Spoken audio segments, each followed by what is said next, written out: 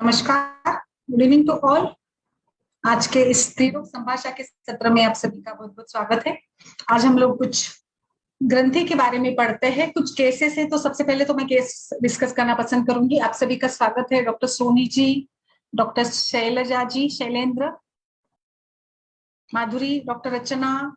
So if I think cases अगर है तो पहले हम लोग केस डिस्कस करते हैं, उसके बाद हम लोग एंडोमेट्रियोमा सिस्ट, और अल्टीमेटली जिसको चॉकलेट सिस्ट के नाम से भी लोग बोल सकते हैं। तो चॉकलेट सिस्ट नाम सुनने में थोड़ा अलग लगता है, but actually the colour of that cyst which is formed due to the occult blood, जो मेंस्ट्रुअल फ्लो है वहां पे जम जाता है। Chocolate cyst is nothing but version of granthi. ग्रंथि जहां पर रस, मांस, क्लेद, रक्त दुष्ट हो जाकर कुछ वो बन जाती है, गांठ के जैसे बन जाती है। और जब ये गांठ हमारे ओवरीज में बन जाएगी, जो जिसका कलर टार टाइप का, यानी जैसे हम लोग ब्लड को अगर खूब समय के लिए रख देते हैं तो वो जैसे जम जाता है, जैसे बन जाता है, उसका कलर उस टाइप का कलर यहाँ पर हो जाता है, जिसको हम लोग चॉकलेट सिस्ट के नाम से बोल सकते हैं। It is equally same as the endometrioma cyst. और ग्रंथि, बस ग्रंथि में जो भी सारे हेतु होते हैं, वातज, पित्तज, कफज, उन सभी को हमें ध्यान में रखना है। इसके तीन मुख्य लक्षण होते हैं। एक तो pain, next one is infertility, और तीसरा इसका हो सकता है इरेगुलर मेंस्ट्रुएशंस। तो पेन बड़ा ही पर्सिस्टेंट सिम्टम्स रहता है। Patient came with you has a lower abdominal pain, और फिर हम लोग यूएजी एडवाइस करते तो हमें कुछ ग्रंथि गांठ मिल जाती है, और इसके कारण इनफर्टिलिटी तो यूजुअली कॉमन ही होती है। तो इस प्रकार से इसको कैसे देखा जाए, इस बारे में हम लोग डिस्कस करते हैं। बट सबसे पहले तो जैसे मैंने बताया, if there are cases we can discuss with cases firstly. Yes, ma'am. Dr. Soni ji, Dr. Shailendra, I think you want to say something as your mic is on. Please.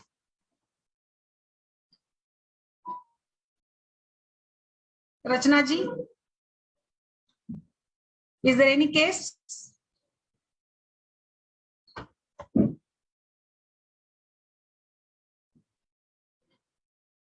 Madhuri? Or shall we continue? Continue कीजिए ma'am. Okay okay. So इस प्रकार से जैसे मैंने ये इसकी संप्राप्ति या हेतु, इसको आयुर्वेद में किस योनि व्यापक के साथ हम लोग जोड़ सकते हैं? बिल्कुल, इसको हम लोग आयुर्वेद में जो आचार्य चरक बताते हैं उसमें उदावर्तिनी योनि व्यापक के नाम से हम इसको जोड़ सकते हैं। जैसे मैंने अभी बताया कि जो एक हमारा ये एंडोमेट्रियल टिश्यू होता है, उसका जो म्यूकस मेम्ब्रेन होता है प्रॉपर इनर लाइन बना देता है यूटेराइन वॉल की, जो कि ग्रो होती है ओवरीज में। बट जब ये डीप एंडोमेट्री, एक्चुअली एंडोमेट्रियोसिस ही इसको कह भी सकते हैं हम लोग। एंडोमेट्रियोसिस ही आगे चलकर ये डार्क जो एक फ्लूइड फील्ड कैविटी बना देता है, जिसको हम लोग चॉकलेट सिस्ट कह सकते हैं। सो अगर एंडोमेट्रियोसिस को हम लोगों ने ठीक से ट्रीट नहीं किया, उसको हमने रूल आउट नहीं कर पाए, तो आगे जाकर इसका ही ये एक ऑकल्ट ब्लड टाइप में डार्क कलर्ड, रेडिश कलर्ड का ये बन जाता है। दो it is a type of cyst, it is not malignant, non cancerous type का ये सिस्ट होता है, और ये फ्लूइड फील्ड ही सिस्ट है, typically from the deep with in the ovaries. And actually इसीलिए ब्राउन कलर की वजह से ही इसको चॉकलेट सिस्ट के नाम से जाना जाता है। सो बिल्कुल जैसे मैंने बताया, एक कैविटी में ये फ्लूइड होता है और ये सिस्ट बन जाती है। ये सिस्ट कब बनती है? तो ये सिस्ट पीरियोडिक जो ये होता है साइकिल होता है, इसके पीरियोडिक शेडिंग के दरमियान ही ये बनती है, और ब्लीडिंग यहाँ पर पूरी तरह से नहीं हो पाती, और फिर ये थोड़ा थोड़ा जो ब्लीडिंग है ये थोड़ा वहां पे जम जाने लगता है, और फिर जम कर ही ये सिस्ट फॉर्म होती है। So it's nothing but like जो आपका मेंस्ट्रुअल फ्लो है वो पूरी तरह से बाहर नहीं आ पाता है, और जिसके कारण वो अंदर जम जाकर ये सूजन के रूप में ये गांठ बन जाती है। So along with that inflammation, वहां पे सूजन आ जाती है, और जिसके कारण कुछ एडेजन्स बन जाते हैं। सो it may lead or it may develop into the infertility। जो adhesions, जो inflammation, सूजन है, इसके कारण जो ट्यूब्स ब्लॉक हो जाती है, और फिर जाकर आगे ही जैसे कि फैलोपियन ट्यूब ब्लॉक होकर इनफर्टिलिटी का एक रीजन बन जाती है। So what are the treatment options for endometrioma और जिसमें जैसे मैंने अभी बताया सो मॉडर्न साइंस तो इसमें हार्मोनल थेरेपी बताता है, सर्जरीज एडवाइस की जाती है और कई बार कुछ कंबाइंड थेरेपीज का भी यूज किया जाता है। स्मॉल एंडोमेट्रियोमा या लाइक जैसे कि साइज एक एवरेजली बिलो 3 सेंटीमीटर वगैरह है, तो इसमें लेप्रोस्कोपी वगैरह भी, एस्पिरेशन लेप्रोस्कोपी एडवाइस की जाती है या फिर ओवरिन सिस्टेक्टोमी वगैरह भी दी जाती है फिर, और इसके बाद हार्मोनल थेरेपी दी जाती है। बट आयुर्वेद में हम लोग इसको कैसे ट्रीट करेंगे, तो ऑफ कोर्स जैसे ग्रंथि की ट्रीटमेंट होती है उसी हिसाब से हमें इसको ट्रीट करना है, और इट इज टेकन एज उदावर्तिनी योनि वैपदा। So like most common symptoms इसमें होते हैं पेनफुल मेंसेस, जैसे मैंने बताया लोअर एब्डोमेन पेन और इरेगुलर मेंसेस, और कभी कभार मेंसेस आ भी जाते हैं तो बहुत ही ज्यादा पेन होता है। क्यों? क्योंकि देखिए इसकी संप्राप्ति जैसे मैंने अभी बताया यहाँ पे सूजन है, तो सूजन होगा तो पेन भी होगा। और आचार्य चरक ने इसी प्रकार से इसको यही नाम के साथ बोला है कि जो वेगों का विदारण है, उदाहरण करना, वेगों का धारण करना, जो भी आहार विहार के नियम है उन सभी का पालन ना करना, इसके चलते ही ये योनि में व्याप्त दोष दुष्ट होकर इस प्रकार का डेवलपमेंट करता है, और इसी कारण से इसमें रूजा ये मुख्य लक्षण बताते हैं। सो अभी आगे चलते हैं कि हम लोग इसमें प्लान कैसे करेंगे। इसमें एक्चुअली ये एवरेजली किसी भी एज में होता है, बट फर्टाइल एज में बहुत ही ज्यादा कॉमन होता है ये। तो इसमें हम लोग जैसे कि कुछ केस स्टडीज भी मैं बताऊंगी। जैसे मेरे पास मुझे याद है केस थी जो 35 इयर्स ओल्ड थी और ऐसे पेन लेकर ही आई थी और मेंस्ट्रुएशन के दौरान, तो उसको हमने यूएसजी करवाई थी, तो रूल आउट हुआ था इसमें जो इस टाइप का सिस्ट था उसमें। तो इसमें मैंने बहुत सिंपल दिया था, त्रिकटु चूर्ण का दीपन पाचन के लिए दिया था, और फिर स्नेहपान के लिए तिक्तघृत यूज किया था, बिकॉज उसकी प्रकृति को और उसके पेन के सिम्टम को, और एज पर द एज पित्त डोमिनेंट एज थी, स्नेहपान करवाया था। और एज ए पित्त प्रकृति थी तो उसमें तीव्रत लय से विरेचन करवाया। और इसमें एक मैंने दूसरा ऑप्शन के रूप में चूर्ण के रूप में पंचसकर एक चूर्ण दिया था, और इसके साथ साथ वरुणादि कषाय और सप्तसार कषाय, ये दोनों का कॉम्बिनेशन दिया था कषाय के रूप में। और इस प्रकार से कंटिन्यूली इसको हमने फॉलो किया था। विरेचन के बाद ये सारा जो मैंने ट्रीटमेंट प्लान बताया वो हमने प्लान किया था, बिकॉज वैसे भी योनि व्यापद अगर है तो अग्निमांद्य होता तो दीपन पाचन हमें करना ही है। यहाँ पे जैसे दीपन पाचन के लिए मैंने त्रिकटु चूर्ण का उपयोग किया। आप एक स्टैंडर्ड प्लान के रूप में माउस मेदोपाचक का भी प्रयोग कर सकते हैं, बिकॉज कोई भी सूजन है, इन्फ्लामेशन है, कोई भी ग्रंथि बनती है या जहाँ पे भी कोई ग्रोथ होती है, तो इस ग्रोथ के लिए हमें थोड़ा मांस मेद धातु का पचन करना बहुत बेहतरीन होता है। तो इस प्रकार से आप इसमें बदलाव कर सकते हैं। और इसमें एक कंटिन्यू हमने 3 महीने दिया था, विरेचन किया था इसमें पहले, तो जैसे मैंने बताया। फिर नेक्स्ट बदलकर नेक्स्ट साइकिल में कंचनार गुगुल ऐड करवाई थी, बिकॉज कंचनार गुगुल अच्छे काम करने वाली है इसमें। और जो पेन और ओवरऑल जो एक बात दोष उदावर्तनी योनि व्यापद है, इसमें कैशर गुगुल का भी अच्छा रोल रहता है। आप कैशर गुगुल के साथ भी इसको ट्रीटमेंट प्लान करा सकते हैं। इन्वेस्टिगेशन तो यूएसजी में ही आपको रूल आउट हो जाएगा, जो वहां पे सिस्ट टाइप में लग जाएगा आपको, वहां पे मिल जाएगा आपको। और बाकी सिस्टमिक एग्जामिनेशंस वगैरह है रूल आउट करने के लिए। तो इस प्रकार से आपको हम लोग इसमें प्लान कर सकते हैं। दूसरा प्लान मैं बताती हूँ आपको, अग्निदीपन पाचन के लिए वैश्वानर चूर्ण का प्रयोग करिएगा या फिर शुंठी का प्रयोग करिएगा। एक केस में मैंने लवन भास्कर चूर्ण दिया था, बहुत अच्छा है लवन भास्कर चूर्ण। जिन पेशेंट्स में जैसे आयुर्वेदिक मेडिसिन लेने की रुचि नहीं होती उसमें हम लोग ये दे सकते हैं। तो और कांचनार गुगुल तो पेटेंट है ही, इसमें आप उसका यूज कर भी सकते हैं। और फिर रस रक्त पाचक है, सूतचक्र है, पंचतिक्त ग्रुप से आप स्नेहन करा सकते हैं। और बाकी वरुणादि कषाय है, चंद्र प्रभावटी भी दीजिएगा, चंद्र प्रभावटी काफी अच्छे से काम करेगी। आसन और योगा के रूप में बद्ध कोणासन, भुजंगासन, ये आसन काफी अच्छे लाभदायी होते हैं, जो अगर आपको करवाना है पेशेंट को। कुछ सूर्य नमस्कार का भी अच्छा रोल रहता है इसमें। तो इस प्रकार से it can be simply, I just want to say कि चॉकलेट सिस्ट हो, एंडोमेट्रियोमा सिस्ट हो, it can be taken as a granthi. जो भी ग्रंथि की चिकित्सा हम लोग करवाते हैं उसमें आप लोग ग्रंथि की चिकित्सा के जैसे करिएगा, यानी शोधन चिकित्सा हमें इसमें एडवाइस करनी ही है पेशेंट को। पहले दीपन पाचन, फिर स्नेहपान।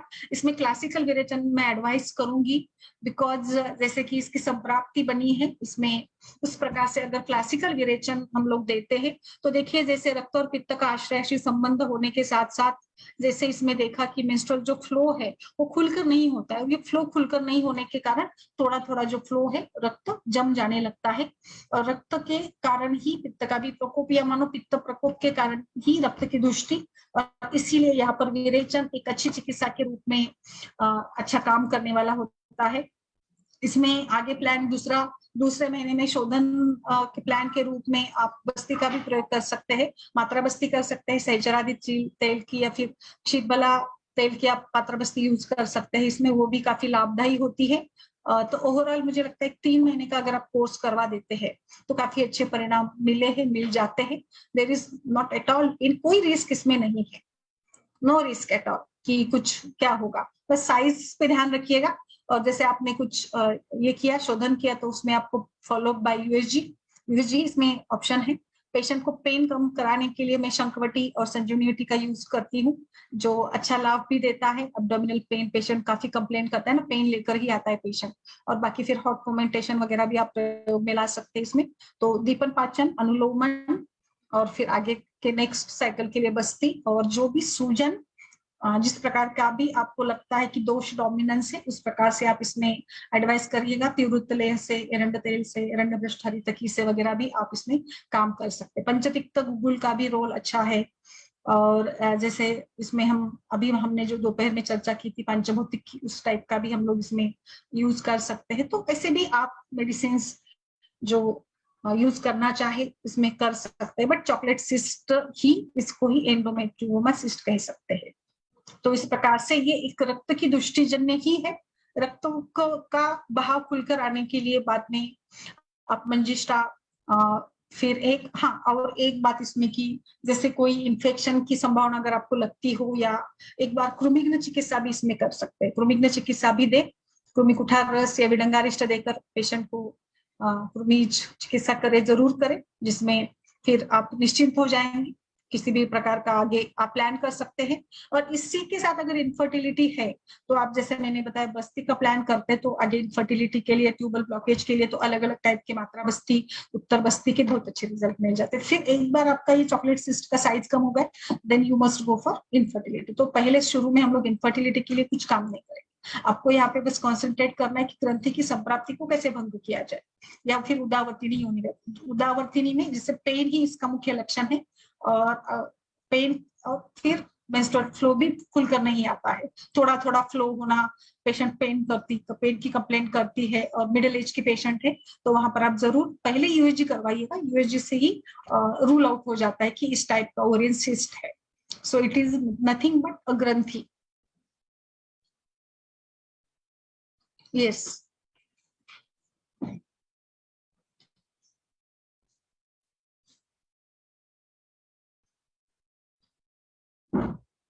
मैम इसमें आरोग्यवर्धनी दे सकते हैं ना, ताम्र का कल्प ऐसे लेखांकन।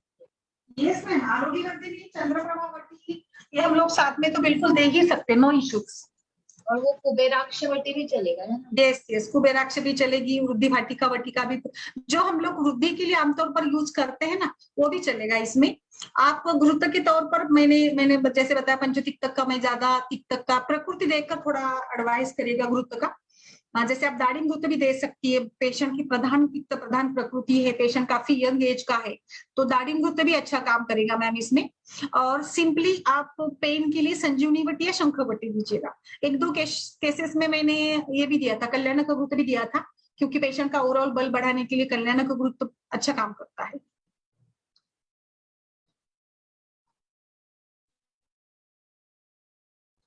Yes ma'am.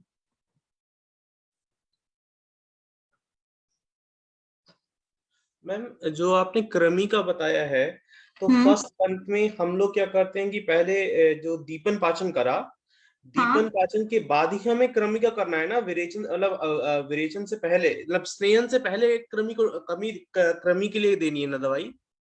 सर एक तो क्या करिएगा, विरेचन के पहले करेंगे तो ज्यादा बेहतर रहेगा, यानी स्नेहपान के पहले करेंगे तो ज्यादा मुझे लगता है बेहतर रिजल्ट मिलेंगे, अच्छा लगेगा। और मैडम जैसे आपने कृमि के लिए बताया था, एक तो कृमि कुठार रस तो रहता ही है, एक आपने कुछ विडंगारिष्ट बोला था। हाँ, तो अब ये दोनों एक साथ चला सकते हैं या एक ही चलाना पड़ेगा? नहीं, एक ही दीजिएगा सर। बच्चों में थोड़ा सा लिक्विड टाइप का, इसलिए विडेंगारिस्ट ज्यादा बेहतर रहता है बच्चों में देना हो तो। और बच्चों में विडेंगारिस्ट हम लोग फिर ऐसे 3 दिन भी दे सकते हैं विडेंगारिस्ट को देना है, बट बड़ों में देना है तो एक सिंगल डोज में मुझे लगता है बस हो जाता है। मैम एक और क्वेश्चन था छोटा सा। आपने जितने भी केसेस देखे हैं या फिर जो भी पढ़ा है, किसी से इंफॉर्मेशन ली है, उसमें सबसे ज्यादा दिन आपको कितने दिन लगे कृमि खत्म करने में सबसे ज्यादा? अच्छा, मतलब लॉन्गेस्ट इविडेंस। लॉन्गेस्ट आपको कृमि का कितना दिखा या सुना आपने किसी से कि इतना लंबा लगा है, या कहीं से आपने इंफॉर्मेशन ली? सर कितने मैं दिन? जैसे बताऊं मान थोड़ा सा कृमि के बारे में। कृमि की संप्राप्ति को जरा देखिए ना। कृमि जो चरकाचार्य ने बताई ना जिस प्रकार से, एक्चुअली कृमि ये एक बार आपने कर दिया तो कृमि बाद में भी उत्पन्न हो सकते हैं। कृमि की हाँ, संप्राप्ति यही का बात है। हेतु हेतु जो है कफज हेतु है, जैसे कि मीठा खाना है, मिट्टी खाना है। अगर हेतु का सेवन करते हैं तो कृमि बार बार उत्पन्न होते हैं। एक केस में बताती हूँ, उदाहरण के लिए जैसे हम बात कर रहे हैं ना, तो ये होते हैं ना, क्या बोलते हैं आप इसमें इसमें हिंदी में क्या कहा जाता है, जो बालों में होते हैं ना कृमि। अ, जुए जुए जू जुए जुए जुए जुए। Yes yes. एक याद है मुझे कि एक केस याद है कि उसमें रिकरेंट वो कितना भी, उसने बहुत सारे घरेलू उपाय किए, उसने शैम्पूज ये वो सब कुछ किए, बहुत सारा कुछ किया, बट फिर भी उसको ना मतलब 1-2 महीने आराम रहता था और फिर बाद में उसके इसमें जुए आ जाते थे। मतलब ऐसे ही 18-20 साल की लड़की थी। वैसे तो आजकल के दौर में जुए कम है, बट जैसे मुझे याद है स्कूल गोइंग गर्ल्स में पुराने जमाने में जुए बहुत ज्यादा हुआ करते थे। बट अभी तो प्रमाण कम हो गया है। फिर वो प्याज का रस लगाना कुछ वगैरह अलग अलग टाइप के उपचार उसने घरेलू तौर पर भी किए थे, बट वो केस रिकरेंटली था। तो वहां पे मुझे फिर जैसे कि हमने एडवाइस किया था कि शोधन पूरा अच्छे से करे वगैरह, फिर हाइजीनिक कंडीशंस थी, उसके बाल कटवा दिए, बहुत सारे ऐसे करने के बाद थोड़ा सा फिर उसका जो टाइम पीरियड है वो स्लोली स्लोली स्लोली कम होते गया। तो कृमि के लिए मुझे लगता है कि जैसे एक अभी तो हमने ज्यादा बड़े लोगों में ही दिया, बच्चों में वैसे कम देखा गया है, कम दिया है मैंने तो कृमि के लिए ट्रीटमेंट। बट बड़ों में तो सर 1-आध महीने में रिजल्ट मिल जाता है, बट रीऑकरेंस हो सकता है जैसे।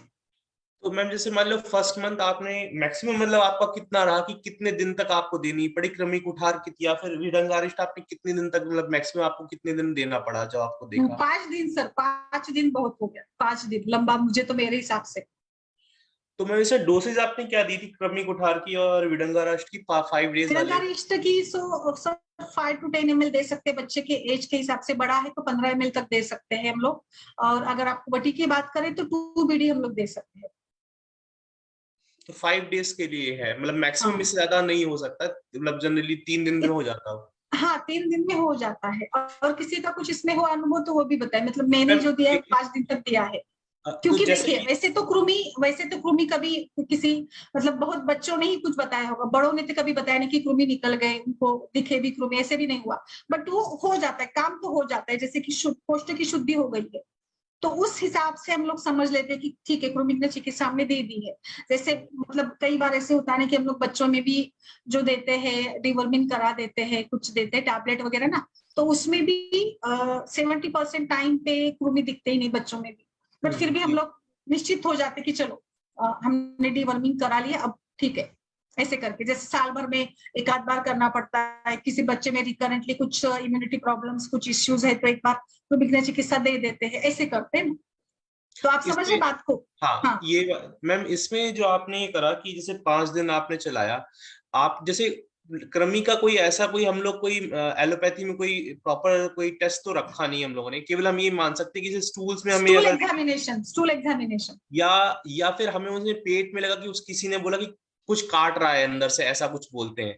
यही 2 लक्षण है, इसके अलावा कोई लक्षण है कि पहले हो रहे थे अब नहीं हो रहे? आपने अपने एक्सपीरियंस देखा कि क्या लक्षण हो सकते हैं कृमि के? कृमि के लक्षण तो अरुचि, अग्निमांद्य, उल्टियां होना, अपचन होना, ऐसे ही होते हैं ना। मतलब related with the digestive system ही ज्यादा होते हैं। या फिर कुछ बच्चों में बहुत ही ज्यादा कृमि की बाधा हो तो जैसे स्टूल में पास होना या गुदकंडू के भी लक्षण मिल जाते हैं। वो और उसका वेनोजेगन वेट लॉस होता है, वेट कम होता है उसका।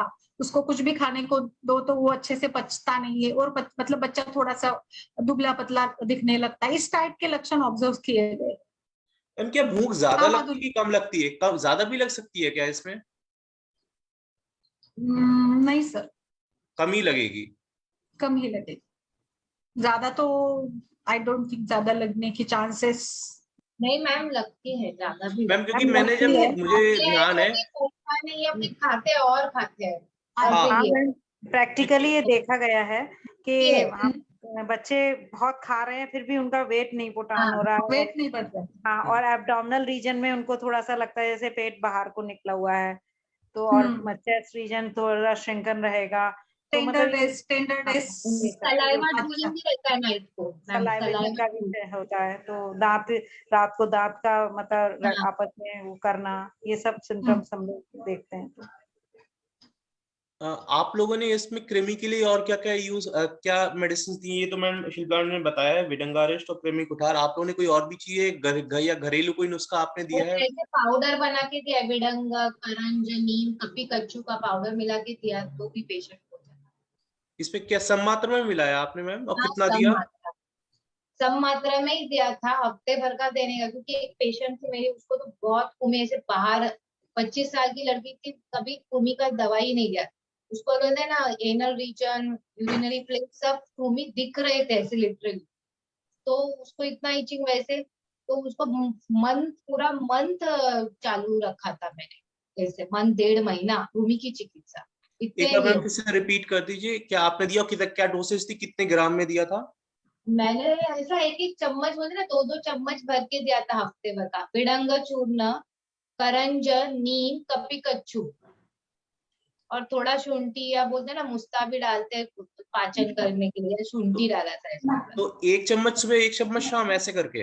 ऐसे 2-2 चम्मच भर के सब मिलाकर दिया था अच्छा अच्छा अच्छा। ऐसे। और दीपन पाचन आरोग्यवर्धिनी वगैरह भी दिया था। हाँ हाँ वो और ठीक। बोलते ना ऐसे दीपन पाचन, पर ये तुम ही पहले डे 1 से ही चालू किया था। और विडंगानिष्ट पे भी लिख के दिया था कि ये भी ले लो। तो ये जो कृमि का है, ये दीपन पाचन के साथ भी स्टार्ट कर सकते हैं क्या? हाँ हाँ, क्यों नहीं कर सकते। दे सकते सर, दे सकते। हाँ, स्नेहन से पहले ही देना है लेकिन। हाँ, स्नेहा नहीं देंगे। और मीठा खाने को बोलने का रात को सोते वक्त या कुछ ऐसे, ताकि बोलते ना वो कृमि है, वो मीठे को चिटक जाएंगे तो फिर बोलते हैं ना वो मरते हैं कृमि चिकित्सा में। तो मीठे में मैडम जनरली आपने क्या बोला, रात में से दूध में शक्कर या हनी वगैरह से ही चल जाता है या कुछ और?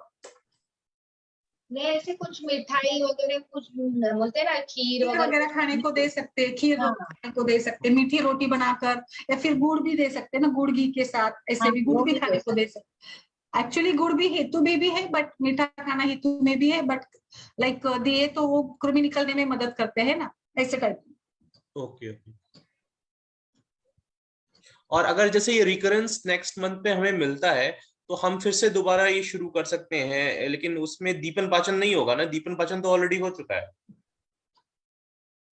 सर नहीं एक सर, देखना पड़ेगा अग्नि, तो अभी भी देखनी पड़ेगी भूख क्योंकि है कि अगर नहीं। क्रीमी है तो अग्निमांद, आपने जैसे बताया कि अग्निमांद है, और अगर नेक्स्ट मंथ में अगर होता है तो फिर हमें दीपन पाचन देना चाहिए। कोई ये नहीं ना, लॉस नहीं है ना, हो तो भी देने का 3-4 दिन के लिए, ओके वो या ओके ना हो दीपन ओके आप पाचन। इसमें हिंगवाष्टक वगैरह भी देते हैं ना सर, मदद होती है ना अग्नि इंप्रूव होने के लिए, हिंगवाष्टक या लौंग भास्कर या वैश्वानर चूर्ण ऐसे भी कुछ अगर देते हैं तो थोड़ा एज एपेटाइजर के रूप में। एक और चीज और विरेचन पूछनी थी। में मैम, विरेचन में अमिपति कर अगर दिया, उसमें भी विडंग रहता ही है, मोस्टली रहता बहुत ही है, दवाइयों में इसीलिए मैं विडंग बोल रही रहता हूँ है। ना कि थोड़ा विरेचन में और क्रोमिक में चिकित्सा में अंतर होना चाहिए। मैं वही बोल रही थी ना कि एक तो मतलब थोड़ा डिस्टेंस मेंटेन करेंगे तो पेशेंट को भी कंफर्टेबल रहेगा ना, इसके हिसाब उसका बल देखकर थोड़ा करते रहना चाहिए। और जैसे आपने वो बताया वो केस उसी टाइप में मुझे लगता है ना, जैसे ये तो बच्चों में ज्यादा देखा है या थोड़ा यंग एज में। हाँ, बच्चों में ज्यादा होता है, जो टीनेज है उनमें ज्यादा होता है, वो चटक मटक कुछ भी खाते रहते हैं, और लड़कियां ज्यादातर खाती हैं बाहर, मतलब जो भी उन्हें कुछ खाने का मन करता है वो खासकर टीनेज एज में 15-16 के आसपास उनको कुछ खाने का ज्यादा भूख ज्यादा लगती है। 16 के आसपास ऐसा कुछ देखा जाता है। बट मैम वैसे माधुरी, वैसे देखा जाए ना तो कृमि का प्रमाण पहले के जमाने से कम हुआ है। मेरा ऑब्जर्वेशन ये है, पहले के जमाने में थोड़ा अस्वच्छता, अनहाइजीनिक कंडीशंस के कारण हम लोग बहुत, अपने मन से मैम अल्बेंडाजोल भी लेते हैं, मैंने देखा है, और वो गवर्नमेंट की पॉलिसीज भी है ना कृमिघ्न चिकित्सा के लिए, पीएससी ने वगैरह काफी अच्छे से चलते रहते हैं ना काम, तो इसीलिए बच्चों में इतना हाँ। नहीं होता है। बट और जुओं का भी प्रमाण वैसे कम हुआ है, बट होते नहीं होते इससे नहीं होते हैं।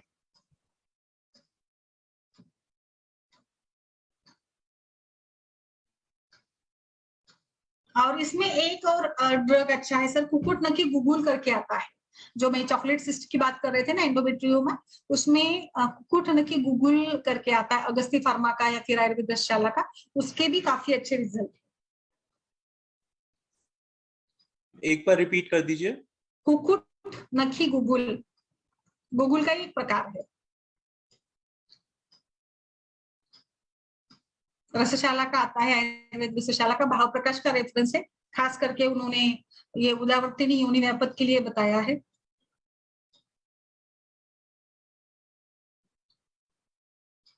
को कुकुट तो शायद मुर्गे को बोलते हैं, मुर्गी के नख से बना है क्या ये? कुकुट नखी, नहीं, हाँ नहीं सर, ये एक फन है और वो बिल्कुल कुकुट नखी की तरह उसका होता है, तो इसीलिए इसलिए कुकुट नखी बोलते हैं, मगर ऐसा नहीं है कि कुकुट के नख से बनाया है। हाँ मतलब हाँ जो सोर्स है वो मतलब हर्बल सोर्स है, हर्बल है, मतलब हर्बल है, हर्बल हर्बल है, हाँ। हर्बल सोर्स है। ओके। तो मैम इसको भी 2 BD की डोज में ही देंगे कुकुट नकी गुगुल को? यस मैम, जैसे हम लोग गूगल का इस्तेमाल करते हैं ना उसी टाइप से देंगे इसको भी। ओके। चॉकलेट सिस्ट और ये उदावर्तनी योनि व्यापक के अलावा और कहाँ इसको यूज कर सकते हैं? यस यस यस यस, इसमें हम लोग इसका अर्बुद और ग्रंथि के टाइप में जो भी मांस बुद्धि है ना, वहां पे हम लोग इसका प्रयोग करेंगे।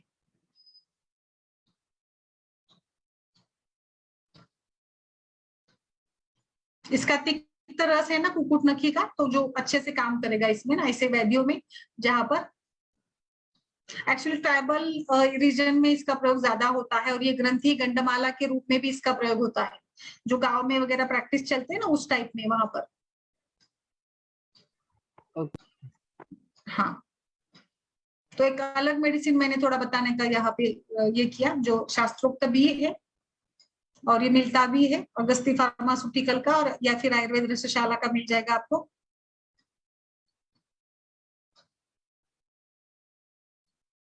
यस, और किसी का कुछ इसमें मैम अनुभव हो तो आयुर्वेद बताइए। रसशाला का जो आपने बोला कुटकल का बोला है क्या, ये आयुर्वेद या कोई और नहीं, कंपनी? ये पूना का है, आयुर्वेद रसशाला पुणे का है सर।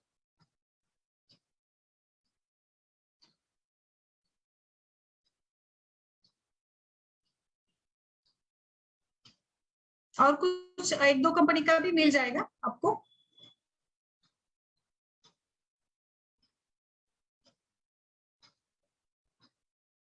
यस, मैम और एक कुछ शायद बताइए। कुकुट नकी गुगुल करके भी आता है, यही है कुकुट नकी गुगुल? कुकुट नखी करके ही आता है मैम। ओके।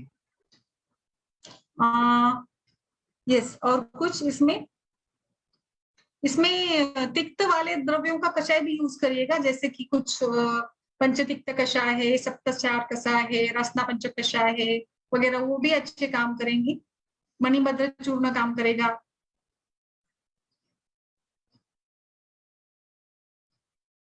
मैम आपने बाद में वो जो पीरियड्स मेंसेस अच्छे आए उन्हें खोलने के लिए क्या आपने बताया था आखिरी में, जो है प्रोटोकॉल क्या बताया था? नहीं, पीरियड के लिए तो सर आप कंटिन्यूली लाइक ये जो विरेचन के बाद आप ये कर सकते हैं ना पूरा, एक चंद्र प्रभावटी है, कषाय है, वरुणादि कषाय है, पंचतिक्त कषाय है, सप्तसार कषाय है, चंद्र प्रभावटी है, यही दिया था। पहले तो दीपन पाचन कराकर विरेचन किया था, अब ये कंटिन्यू दिया था मेडिसिन।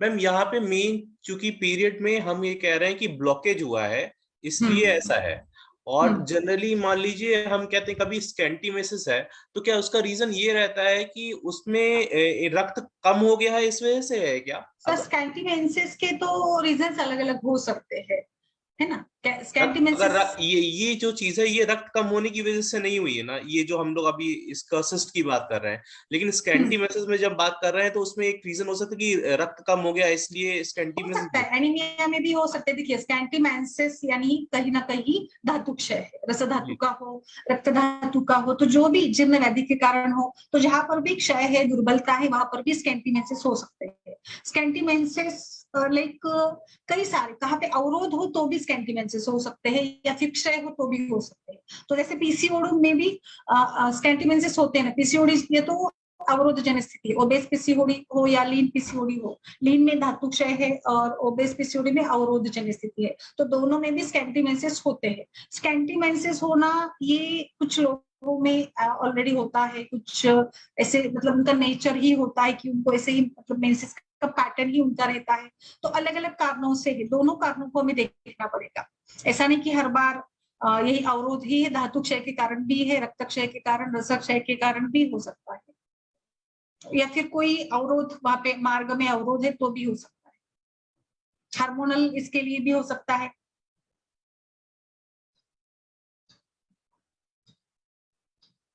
और बताइए आप इसमें। विनीता जी नमस्कार, बोलिए मैम। नमस्ते मैम। आपकी गायनिक की है प्रैक्टिस, कैसे कैसे पेशेंट्स आते हैं आपके पास? हाँ मैम, मेरे पास वैसे जनरल भी पेशेंट्स ज्यादातर आते हैं, क्योंकि मेरे पास लाइफ स्टाइल मैनेजमेंट मेरा सेंटर है, तो मैं काफी कुछ डाइट, योगा और पूरा स्ट्रेस रिलेटेड है ना, तो लाइफ स्टाइल इंड्यूस प्रॉब्लम, तो गायनी के भी पेशेंट्स आते हैं, मगर मतलब मेरा मेन गायनी का काम कम होता है, इनका कम होता है। या यस यस बिल्कुल। प्रकृति का कैसे चल रहा है मैम, कुछ फायदा हो गया क्या आपको? प्रकृति परीक्षण का कितना यूज कर रही है वो बताइए जरा, एज यू आर। हाँ, मैं बहुत अच्छे से मैंने अपने क्वेश्चनर बनाया हुआ है, और मैं उसको भेजती हूँ। ऐसे पेशेंट्स मेरे पास आते हैं तो मैं पहले अपना क्वेश्चनर भेजती हूँ, फिर वो भेज देते हैं मुझे, गूगल फॉर्म बनाया हुआ है, और फिर वो उससे बहुत हेल्प मिलती है मैम, कि क्या प्रकृति होगी, मानसिक क्या है और शारीरिक क्या है, तो उससे फिर हम काफी कुछ पेशेंट को काउंसलिंग अच्छे से कर पाते हैं और उसके बारे में समझ पाते हैं ना, तो गाइड अच्छे कर लेते हैं। और आपका वो बहुत अमेजिंग मतलब थॉरो नॉलेज है प्रकृति में, और समय समय पे बहुत लाभ मिल रहा है आपसे। Thank you so much. Ma'am वो जरा प्रकृति निर्धारण का फॉर्म में मैं आपको लिंक शेयर कर सकती हैं जो सर मैम का तो पूरा वो ही है, ऐप है मैम का। अभी मैंने लिया नहीं, मैं बहुत ज्यादा व्यस्त रही पूरा, तो इसलिए मैंने अभी 2 महीने से 3 महीने से प्रकृति का मैंने नेक्स्ट सीजन लिया है। लिंक आप बता रही गूगल फॉर्म वाला, तो वो ऑनलाइन और ज्यादा अच्छा रहेगा, एक बार आप भेज सकते हो। सर वो एक्चुअल में आप अपना गूगल पे अपना इंडिविजुअल अपना बना सकते हैं, जैसे मैंने अपने क्लिनिक का बनाया हुआ है, इसलिए हाँ रेस्पॉन्स मेरे पास फॉर्म तो मैं शेयर कर, हाँ फॉर्म तो मेरे पास भी है, ऐसा कुछ नहीं फॉर्म भेज दूंगी आपको, उसको एक आइडिया हो जाएगा आपको कि कैसे क्वेश्चन बनाने हैं। मैम के भी आप सीख ले सकते हैं, मैम के भी बहुत अच्छे क्वेश्चंस हैं। तो गूगल फॉर्म वाला आइडिया अच्छा है, आपने बताया गूगल फॉर्म का, तो ये अपने पेशेंट अपने आप ही भर सकता है अपने आराम से, कहीं भी कि क्लिनिक आने में उसे टाइम नहीं लगेगा, टाइम सेव हो जाएगा आपका और पेशेंट का। आपके पास डाटा भी रहता है ना सर, आपकी कंप्यूटर पे ना आपके पेशेंट का डाटा भी रहता है, ये आपको रिकॉर्ड मेंटेन करने के लिए बहुत इजी हो जाएगा। शिल्पा मैम आपने वो प्रकृति ऐप दिया था ना, कैलकुलेटर ये किया था, हाँ वो दिया था ना आपने, हाँ यस ना आपने दिया था, वो है, वो पर इनको देना चाहिए था। हाँ मैं देती हूँ लिंक। अभी मैंने थोड़ा सा वो ना क्या हो गया, इतना सब ओवरलोड हो जाते हैं सब्जेक्ट्स, तो प्रकृति थोड़ा कम हो गया है 2-3 महीने में ना टाइम के कारण। मैं शेयर करती हूँ एक बार फिर से, वो मेरा ऐप का, मेरा एक ऐप है विकास सर, मेरे कई सारे ऐप है, उसमें से एक प्रकृति कैलकुलेटर है, मैं अभी आपको शेयर करती हूँ ग्रुप पे, आप यूज करके देखिएगा, आप पेशेंट को भी यूज करवा सकते हैं। उसमें डायरेक्ट क्वेश्चनरी दी है, यस नो, बस ऐसे करते जाना है, भरते जाना है क्वेश्चंस को, और अल्टीमेटली आपका रिजल्ट आ जाता है। Okay, thank you ma'am. Ma'am एक चीज पूछनी थी, ये जो कुमकुमादि तेल होता है, जैसे कोटगल का वगैरह का आया, तो क्या इसका नस्ल भी दिया जाता है पिगमेंटेशन वगैरह में? हाँ उस दिन सर ने बताया ना, परसों के सर ने बताया है, दिया जाता है सर, दिया जाता है नस्ल की। मैं उन्होंने कुछ बताया था कि वो मिश्री मिक्स करके कुछ कह रहे थे, उसमें मुझे एग्जैक्टली ध्यान नहीं, कुछ ऐसा बोल रहे थे सर ने। तो जो बताया था वो फ्रेश बनाने को बोला था, जिसमें उन्होंने कहा था कि कुमकुम इसको केसर को ले लीजिए कुछ, और थोड़ा सा मिश्री के साथ और घी में इसको मंदी आंच में कर लीजिए, तो वो आपका तैयार हो जाएगा, और उसे आप नस्य के रूप में पिगमेंटेशन के लिए, मेलिज्मा के लिए ले सकते हैं। बट मैंने अपने पेशेंट्स में इसका कुमकुमादि तेलम का मैंने कोटिकल का ही लिया हुआ है, और उसका मैं एप्लीकेशन मॉर्निंग इवनिंग कराती हूँ, और इसका ही नस्य 2-2 ड्रॉप देती हूँ। काफी अच्छे चेंजेस लगते हैं, मतलब दिखते हैं। एक्चुअली सब नस्य से मुझे लगता है ना पित्त, मतलब पित्त के ऊपर भी काम करना होगा, नर्वस सिस्टम के ऊपर काम होगा है ना विनीता जी? ये जो कुमकुआदी तेल है कोटिकल वाला जो 2-2 ड्रॉप आप बता रहे हैं, इससे कोई जलन वगैरह होती है क्या? ऐसा कुछ नहीं है? सर, इससे कोई जलन नहीं होती है, जबकि इनका जो क्षीरवलादी जो 101 आवृत्ति वाला, उससे बहुत जलन होती है। वो अच्छा, उससे ज्यादा होती है? बहुत जलन होती है उससे। मैंने 1-2 पेशेंट के साथ मेरा अच्छा वो नहीं रहा, तो मैं तो अब सिंपल वाला ही डलवा देती हूँ, क्षीरवलादी तेल नॉर्मल जो है। हम एक्चुअली ना अणु तेल या पंचेंद्रिय, महाराष्ट्र में हम लोग ज्यादा अणु तेल का और पंचेंद्रिय वर्धन तेल का प्रयोग करते हैं। हाँ मैम, मैं इसको ही करती हूँ। तो डिपेंड ऐसे लगा ना विकास सर आप ना, तो क्या करिएगा बाद में, जैसे पेशेंट को ना नस्य के बाद थोड़ा सा घूंटन लगवा दीजिएगा गाय का या घर का कोई भी घी, तो वो मतलब जलन नहीं होगी पेशेंट। ओके। पहले भी आप अप्लाई कर सकते हैं घी, थोड़ा सा हल्का सा 1 बूंद। तो शीर वाला जो आपने नॉर्मल वाला बताया उससे जलन नहीं होगी, लेकिन 101 आवृत्ति वाले से जलन हो रही थी, ये है? हाँ सर, एक्चुअली में मेरे तो हस्बैंड ने ही उसको यूज किया और उनको बड़ा ऐसा चोकिंग सी फीलिंग होने लगी, काफी बहुत देर तक ऐसा लगा। तो एक्चुअली मैम कभी कभार ना नस्य का थोड़ा सा होता है, किसी किसी में गुरुता बिल्कुल, किसी किसी को अनईजी होता है नस्य, ऐसे है सिंपल बट होता है किसी किसी। 101 वाले से मेरे 2-3 पेशेंट्स में ये मेरा रहा, तो फिर मैं अब अवॉइड करती हूँ, इसकी जगह अणु तेल दे दिया है ना मैम, तो वो ज्यादा बेटर लगता है, या सिंपल घी का मैंने दिलवा दिया। सरसों का तेल, यदि कफ कोल्ड एंड कफ है तो सरसों का तेल भी दिलवा देती हूँ, तो वो मुझे ज्यादा बेटर। और पेशेंट ना थोड़ा कहीं ना कहीं साइकोलॉजिकल भी बड़ा अडॉप्ट कर लेता है, जैसे सरसों का तेल वो घर में भी खाते हैं, तो वो इजीली डाल लें, तो उनको कोई ऐसा नहीं लगता साइकोलॉजिकल कि हाँ कुछ अलग सा डाला है अब ये, तो वो थोड़ा सा उसमें भी बेनिफिट रहता है। तो मैं कोशिश करती हूँ कि गाय का घी को पेशेंट बड़े अडॉप्ट कर लेते हैं। ब्राह्मी घृत का भी मैं काफी डलवाती हूँ, तो वो भी अच्छा रहता है। ब्राह्मी घृत में आप क्या डोसेज रखती हैं? सर वो स्टार्टिंग 2-2 ड्रॉप से, फिर तो हम 6-6 ड्रॉप ही कह देते हैं, तो 2 ड्रॉप से स्टार्ट कीजिए, पेशेंट अडॉप्ट करता जाएगा, फिर आप 4 ड्रॉप करा दें, फिर 6 भी करा सकते हैं, बट प्रतिमाश नस के रूप में दे रहे हैं तो 2-2 ड्रॉप इज इनफ, है ना। क्या मैम नस्य का सर्वाइकल स्पॉन्डिलाइटिस में भी यूज होता है क्या? बहुत ज्यादा, बहुत अच्छा होता है। तो उसमें सर्वाइकल स्पॉन्डिलाइटिस के लिए सबसे अच्छा नस्य किसका रहेगा? पंचेंद्रिय वर्धन मेरे हिसाब से। और इसमें डोसेज मैम 2 से ही शुरुआत करें और फिर कितने तक जा सकता है? मैक्सिमम कितना जा सकता है? 6 ड्रॉप तक। पंचेंद्रिय कोर्टिकल का ही आता है, किसी और का भी मतलब? बहुत सारे पंचेंद्रिय वर्धन तो कई सारे कंपनियों के आते हैं, कोर्टिकल का भी आता है, आर्य वैद्यशाला का आता है, दूध पापेश्वर का आता है।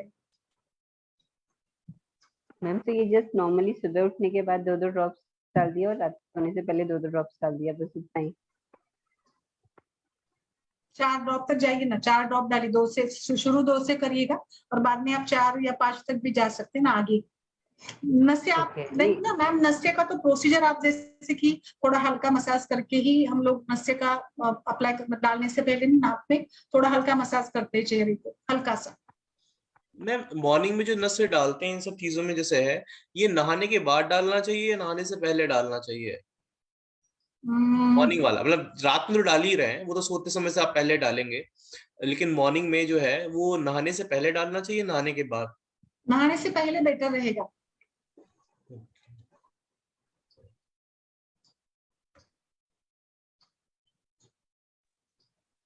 मैम यदि आप प्रतिमाश नस डाल रहे हैं तो उसके लिए तो ऐसा विशेष कोई नियम विशेष नहीं लिखा है, विशिष्ट नियम। बट सर यदि आप प्रॉपर मतलब क्लासिकल यदि नस कर रहे हैं तब आपको मतलब टाइम और सब कुछ देखना पड़ेगा, जैसे बरसात ना हो रही हो, बादल ना तो हो, है वो सब वो सारे हेतु को देखने पड़ेगे ना, मतलब योग्य अयोग्य पेशेंट। हाँ वो योग, तब आपको मतलब प्रॉपर क्लासिकल, यदि प्रतिमाश नस है तो वो तो उसमें ऐसा कुछ कभी भी कर सकते हैं, कभी भी डाल सकते हैं, तो वो तो जस्ट हमें करें सूदिंग करना है नेजल रीजन को सारा। तो आप यदि क्लासिकल कर रहे हैं ना तो पहले सर एक बार पूरा प्रॉपरली नस्य का पढ़ लीजिए, उसके बाद स्टार्ट कीजिए। और उसमें क्योंकि हम लोग मसाज भी है, थोड़ा सा धूमन भी कराते हैं। अभी मैं रिसेंटली आपको हाँ धूपन भी करा, एक पेशेंट के बताती हूँ कि उसको मैं तर्पण करा रही थी मैम, तो तर्पण के बाद उसको ना बड़ा कंजेशन की फीलिंग थी, और उसको वैसे भी ऑलरेडी कंजेशन था। बिकॉज ऑफ दैट वो रात को नींद नहीं आती थी, बीच में उसको बड़े सपने अजीब से आते थे, और साइनोसाइटिस था थोड़ा सा। तो मैंने उसको मैंने धूप भी दिया उसको, इसका हल्दी का और घी का, बट उससे ना कुछ भी विरेचन नहीं हुआ, कोई भी कफ नहीं निकलता था। तो अच्छा। मैंने एक पहले पेशेंट को अपने उसका ये ड्राई जिंजर पाउडर होता है ना मैम, उसको मैं बिल्कुल कपड़सन कर लिया, उसका मैंने उसको प्रदमन नस दिया। अच्छा मैम इतने बढ़िया रिजल्ट, उस दिन वो इतनी रिलैक्स होके सोई, उसको अच्छा। काफी कफ निकला, म्यूकस सा, और आंखों में से थोड़े सिक्रीशंस हुए, और उसके सारा पैसेज क्लियर हो गया, and she was so happy. कह रही थी मुझे मतलब तर्पण को तो भूल गई। शी वाज सेइंग कि मैं ना इसको जरूर करूंगी। तो साइनस के लिए आपने किसका नस से अभी बताया? मेरी आवाज कट गई थी। हाँ सर, मैंने बेसिकली उस कंजेशन पेशेंट को बहुत, ये डिपेंड करता है ना, यदि जैसे कफ प्रधान साइनोसाइटिस कफ के लिए बोला, साइनस में कफ जैसे है, साइनस कफ बहुत ज्यादा ड्राई वैसा हो रहा है, ब्लॉकेज है, तो मैंने उसमें ये आपका ड्राई जिंजर पाउडर होता है ना सर, उसका प्रधमन नस बस चुटकी से, पेशेंट से कहा तुम खुद ही लो, मैंने अपनी तरफ से कोई फूंक नहीं मारी, नहीं तो हम लोग उससे मारते हैं ना कि वो नली से, बट मैंने उसको बोला तुम उंगली से चुटकी में लो और अपनी नाक में जैसे खींच लेते हैं वैसे खींचो दोनों नॉस्ट्रिल में, एंड दैट्स इनफ। और उसके बाद उसका ना वो सारा 15 मिनट थोड़ा सा इचिंग होती है, थोड़ा सा जलन सी लगेगी, और लगेगा कि एकदम खुल गया दिमाग। उसके बाद फिर वो बहुत रिलैक्स हो जाता है, और हार्डली बस 15 मिनट होता है, 15 मिनट के बाद नहीं होती कोई प्रॉब्लम की। हाँ, ये आपने टाइमिंग्स क्या रखा था और कितने दिन दिया था? ये मैंने, हाँ शाम को मेरे पास पेशेंट आती थी उसके लिए, तर्पण के लिए, तो मैं शाम को ही कराती थी, बट मॉर्निंग में भी आप करा सकते हैं। और ये कितने दिन तक दिया था मैडम आपने? 7 डेज मैक्सिमम 7 डेज दिया था, बीच में फिर एक दिन का ब्रेक कर दिया था मैंने, क्योंकि मैं तर्पण भी रेगुलर नहीं कर रही थी, तो 1 या 2 दिन, किसी दिन पेशेंट का 2 दिन भी ब्रेक हो गया था, बट मैंने इसको इसमें नासा उसमें अर्श में भी यूज किया है, और इसके काफी मतलब चेंजेस आते हैं नासा अर्श में, बट वो पेशेंट आया नहीं था मेरे पास फिर बाद में, उसने कैरी ऑन नहीं किया था, बट उसको भी काफी रिलैक्स हो गया था, ब्लॉक थी बिल्कुल नाक उसकी, तो पैसेज ओपन होने लगा, थोड़ा ब्रीदिंग होने लगी उसकी, तो ये सब चीजें। बट इसका प्रधमन नस का मैम मैंने उसमें पढ़ा था हमारे चरक में, तो देन आई स्टार्टेड दिस। तो या वो तो अच्छा, मतलब एक्चुअली नस्य अच्छा भी है, और कई बार पेशेंट, क्योंकि डायरेक्ट आपके इसमें होता है ना मैम, सिर भारी होना वो बहुत डेंजर होता है, कभी कभार पेशेंट्स अगर ऐसे होता है ना, किसी में गुरुता वगैरह आ जाती है, फिर अभ्रकाल में शीतकाल में अगर नस्य किया तो नस्य बहुत अच्छा भी है, और कई बार उसका थोड़ा सा होता भी है ऐसे। मैम अर्श में आप कैसा प्लान कर रही थी इसके लिए? ये नाशा अर्श मेरे पास एक पेशेंट आया था, तो मैंने पहले तो लोकली उसको ये आपका यवछार होता है ना, हाँ यवछार, हाँ उसका लिक्विड बना के और उससे नेजल वॉश किया था।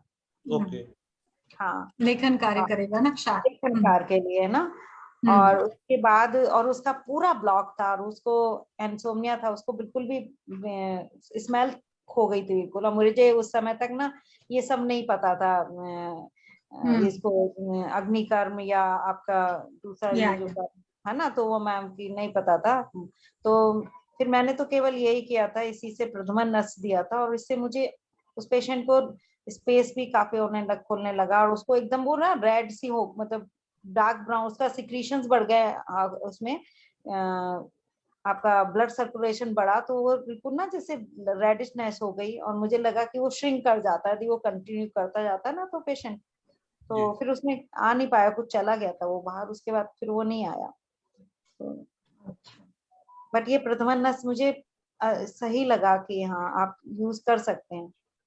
अच्छा, इसे मैम यूज करते हुए कोई किन्हीं रोगियों में, जैसे साइनस आपने किसी रोग में नहीं कर सकते प्रतिमंडस, या थोड़ा सा कॉन्ट्राइंडिकेशन हो सकती है किसी में, क्या हाँ थोड़ा सा पित्त प्रधान पेशेंट है ना, पित्त प्रकृति हो, जिसे ब्लीडिंग होती हो, है ना, उन सब में नहीं, अवॉइड कीजिए प्रथमन नस को, बट जिनको ब्लॉकेज है, जिनको बहुत ज्यादा गले में कंजेशन की फीलिंग रहती है ना, म्यूकस है ज्यादा, तो उनमें आप यूज कर सकते हैं।